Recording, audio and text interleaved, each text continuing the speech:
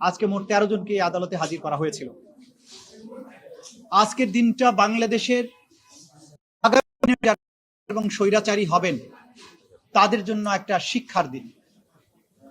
ক্ষমতার দম্ভ এবং মানুষের স্বাধীনতার আকাঙ্ক্ষাকে দমন করার জন্য অপরাধের মাধ্যমে, হত্যাকাণ্ডের মাধ্যমে, নিপীড়নের মাধ্যমে একটা জাতির আকাঙ্ক্ষাকে দমন করে গণহত্যা চালিয়ে মানবতা বিরোধী অপরাধ করে ক্ষমতায় যে চিরদিন থাকা যায় না এবং বিচারের মুখোমুখি হতে হয়, আজকের দিনে এই আদালতের দৃশ্য দেখে ভবিষ্যতে বাংলাদেশের যারা স্বৈরাচারী হওয়ার স্বপ্ন দেখেন তারা যদি শিক্ষা গ্রহণ করেন, সেটা আজকের দিনের জন্য একটা বড় লেসন হবে বলে আমরা মনে করি।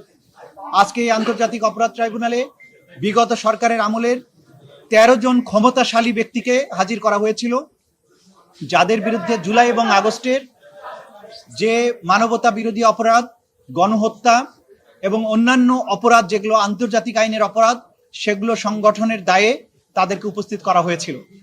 আজকে আদালতে আমরা এই অপরাধ সংগঠনের পেছনের যে পটভূমি আছে সেটা ব্যাখ্যা করেছি কিভাবে 2009 সাল থেকে ক্রমান্বয়ে একটা রাষ্ট্রযন্ত্রকে ক্রমান্বয়ে ব্যবহারের মাধ্যমে সমস্ত রাষ্ট্রীয় প্রতিষ্ঠানগুলোকে রাজনীতিকরণ, দলীয়করণ, পারিবারিকীকরণের মাধ্যমে একটা নিপীড়ক সংস্থায় পরিণত করেছিল। একটা রিপাবলিক, ডেমোক্রেটিক রিপাবলিক, সেইটাকে কিভাবে একটা নিপীড়ক এবং ফ্যাসিবাদী নিপীড়নকারী সরকারে পরিণত করা হয়েছিল, সেই স্টোরি।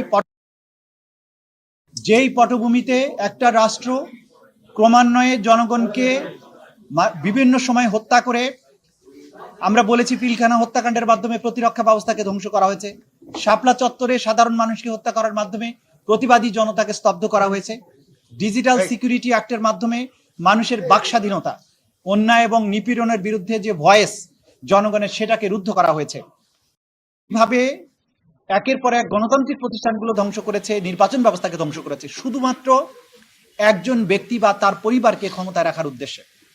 এটা একটা রাষ্ট্রের যে চেতনা, সেইটার বিরুদ্ধে তারা অবস্থান নিয়েছিলেন এবং সেটা করতে গিয়ে আজকে প্রধান আসামি ছিলেন শেখ হাসিনা, শুধুমাত্র তাকে রক্ষা করা এবং তাকে ক্ষমতা রাখার জন্য।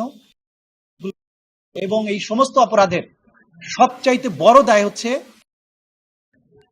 এবং নির্দেশে তাকে ক্ষমতায় রাখার উদ্দেশ্য বাস্তবায়নের জন্য আজকে বাকি যে 13 জনকে উপস্থিত করা হয়েছিল, তারা সরকার দলের বিভিন্ন দায়িত্বশীল পদে অধিষ্ঠিত থেকে, কেউ সরকারের আমলাতন্ত্রের মধ্যে জন স্বরাষ্ট্র সচিব ছিলেন, তারা এমপি ছিলেন, 14 দলীয় জোটের নেতা ছিলেন, রাজনৈতিক সহকর্মী ছিলেন, তারা সবাই মিলে এই অপরাধগুলো সংগঠন করেছেন নৃশংসভাবে।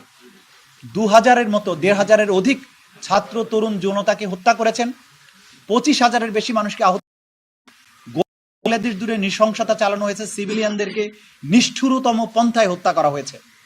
হত্যার পরে তাদের লাশ দাফনে বাধা দেওয়া হয়েছে, আহতদের চিকিৎসা করতে বাধা দেওয়া হয়েছে, লাশকে পুড়িয়ে দেওয়া হয়েছে, দাফন করতে দেওয়া হয়নি, গোপনে দাফন করতে বাধ্য করা হয়েছে।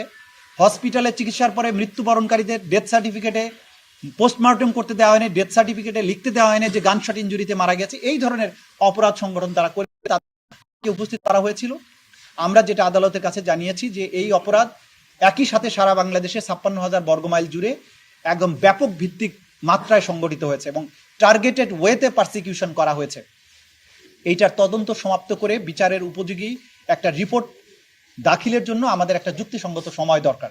আমরা 2 মাস সময় চেয়েছিলাম, আদালত আজকে 1 মাস সময় মঞ্জুর করেছেন। 1 মাস পরে আবার এই রিপোর্ট দাখিলের জন্য থাকবে, সেদিন হয়তো আসামিদেরকে নিয়ে আসা হবে এবং আমরা আশা করছি খুব দ্রুতই এই রিপোর্ট আমরা তদন্তকারী সংস্থার কাছ থেকে পেয়ে যাব এবং মামলাটি তখন আনুষ্ঠানিক বিচারের জন্য তার যাত্রা শুরু করবে।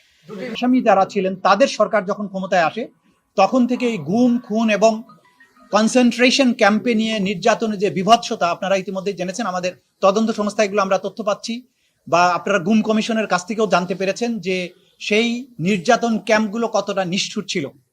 সেই নিষ্ঠুর ক্যাম্পগুলোতে যে পদ্ধতিতে নির্যাতন করা হয়েছে সেটা দ্বিতীয় বিশ্বযুদ্ধকালীন সময়ে হিটলারের নাৎসি বাহিনীর যে কনসেন্ট্রেশন ক্যাম্পগুলো ছিল সেই ধরনের নিষ্ঠুরতার সাথে তুলনীয়, একই প্যাটার্নের।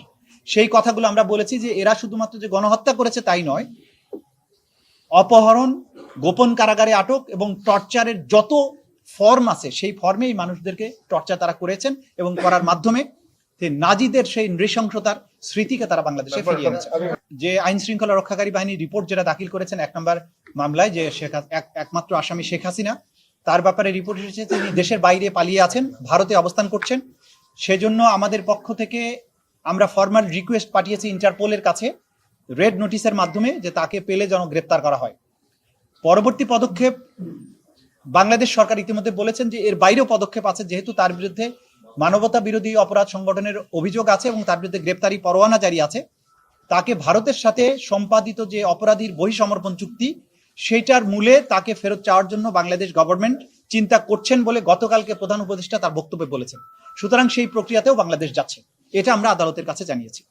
আপনার দ্বিতীয় প্রশ্ন ছিল যে যারা এখানে আজকে উপস্থিত হয়েছেন যে 13 জন, তাদের বিরুদ্ধে সুপিরিয়র রেসপন্সিবিলিটি ছাড়া কোনো অভিযোগ আছে কিনা? হ্যাঁ, মোটা দাগে তারা প্রত্যেকেই সুপিরিয়র কমান্ড রেসপন্সিবিলিটির দায়ে অভিযুক্ত, কারণ তারা নির্দেশ দিয়েছেন, পরিকল্পনার সাথে সম্পৃক্ত ছিলেন, সরাসরিও জড়িত ছিলেন, কমপ্লিসিট করেছেন।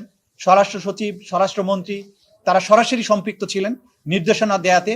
এবং আন্তর্জাতিক আইনে আপনারা জানেন সংগঠন দেয়া, প্ল্যানিং এর সাথে থাকা, অপরাধ প্রিভেন্ট করতে শক্তি থাকা সত্ত্বেও প্রিভেন্ট না করা, যারা পারপিট্রেট করেছে তাদেরকে শাস্তি দেওয়ার ক্ষমতা থাকা সত্ত্বেও শাস্তি না দেয়া, প্রিভেন্ট করার চেষ্টা না করা, এই সবগুলোই আন্তর্জাতিক অপরাধ ট্রাইব্যুনাল আইন 1973-এর অধীনে আইনে অপরাধ।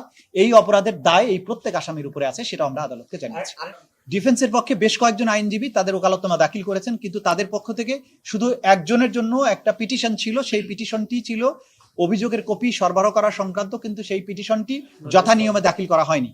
সুতরাং এই পিটিশন হিসেবে সেটা গণ্য হয়নি। এটা যদি ভবিষ্যতে উনি করেন, সেটার ব্যাপারে আদালত যথাযথ আদেশ দেবেন। অন্য যারা ওকালতনামা দাখিল করেছেন বিভিন্ন ডিফেন্স সাইডে, তারা কোনো পিটিশন দাখিল করেননি, কোনো বক্তব্য রাখেননি, তারা শুধু অনুরোধ জানিয়েছিলেন আসামিদের সাথে কথা বলার জন্য। আদালত সেটা মঞ্জুর করেছেন এবং বলেছেন ডিসিপ্লিন রক্ষা করে রেজিস্ট্রারের তত্ত্বাবধানে তারা যাতে কথা বলেন, এটা তাদের ব্যাপার। তদন্ত চলমান আছে, তথ্য প্রমাণ যথেষ্ট পরিমাণে আছে, আরো এগুলো প্রক্রিয়াধীন আছে।